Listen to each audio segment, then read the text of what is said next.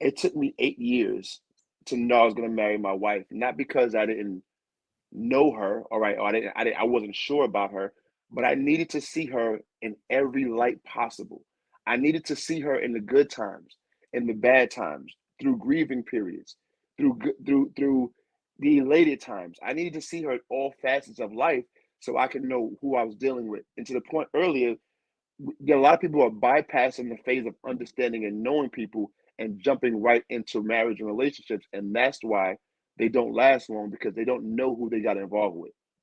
So your Absolutely. grandfather was on point, bro. I just want to put that out there. I'm gonna go with Jamie this time. Let's go.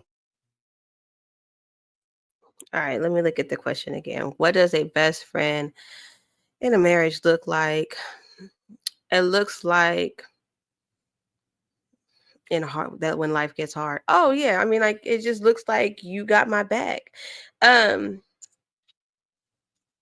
when you say, like, what is hard, you know what I'm saying? Think hard is kind of, you have to define that, because something that's hard for you might not be hard for me. So it is actually having somebody to identify when things are hard for you, but also have your back and be able to give you a solution. Because a lot of times we sometimes don't even know that things are getting hard, right? We can't even identify our own emotions sometimes. And what I found when I've had a best friend, or you have a real good connection with somebody, right? You're able to get down there with them and be like, hey, it looked like you're about to have a moment. Like, so do we need, like, what do we need today? You need me to leave you alone? You need me to stay here with you and just be quiet?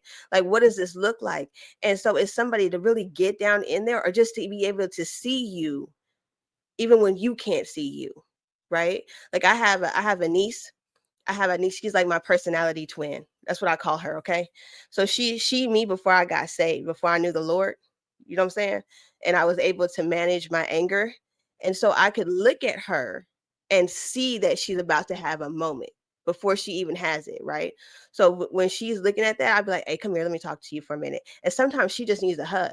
You really don't, she doesn't need anything but to feel somebody's presence, because she's getting uncomfortable, and I could see it in her eyes, right? So it's somebody being able to just read you